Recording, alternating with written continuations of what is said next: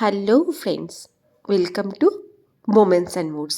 এটা ছিল আমাদের ট্রিপের ডে 1। আমরা পোর্ট ব্লেয়ারে নেমে সেখানেই একটা হোটেলে ছিলাম। হোটেলের নাম ছিল মাহিরা রেসিডেন্সি। বিকজ নেক্সট ডেতেই আমাদের হ্যাভলকের জন্য যাওয়া ছিল, তো আমরা এটা খুবই একটা রিজনেবল প্রাইসে হোটেলটা পেয়েছিলাম। আর এটা ছিল আমাদের রুম ট্যুর। রুমটা ছিল ছোট কিন্তু খুবই সুন্দর। আমার তো ভীষণ পছন্দ হয়েছিল। রুমের মধ্যে ছিল একটা ওয়ার্ড্রপ, তার সাথে তো ছিল বাথরুম, আর ওখানে ছিল প্রচণ্ড গরম। তো এসি একদম সব সময় আমাদের কিন্তু অন ছিল।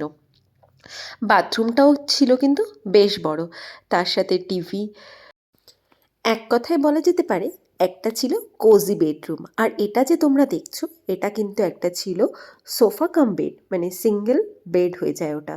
যেহেতু আমরা 9 জন ছিলাম আর আমাদের 3টে রুম বুক ছিল, তো দ্যাটস ওয়াই আমাদের একটা করে প্রত্যেকটা রুমে বেড এক্সট্রা ছিল।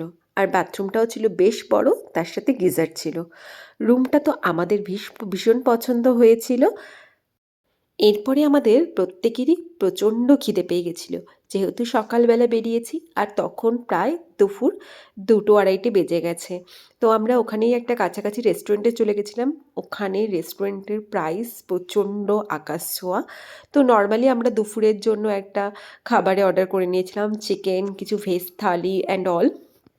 খাবার দাবার ঠিকঠাকই ছিল, বাট ভীষণ প্রাইসি ছিল আমার মনে হয়। আর এখানে কৌশিক নিয়েছিল একটা ভেজ থালি উইথ চিকেনের একটা আইটেম নিয়েছিল। এখানে অনেক রকমের ডিশ দিয়েছিল, আর রাইস কিন্তু ছিল সাফিসিয়েন্ট।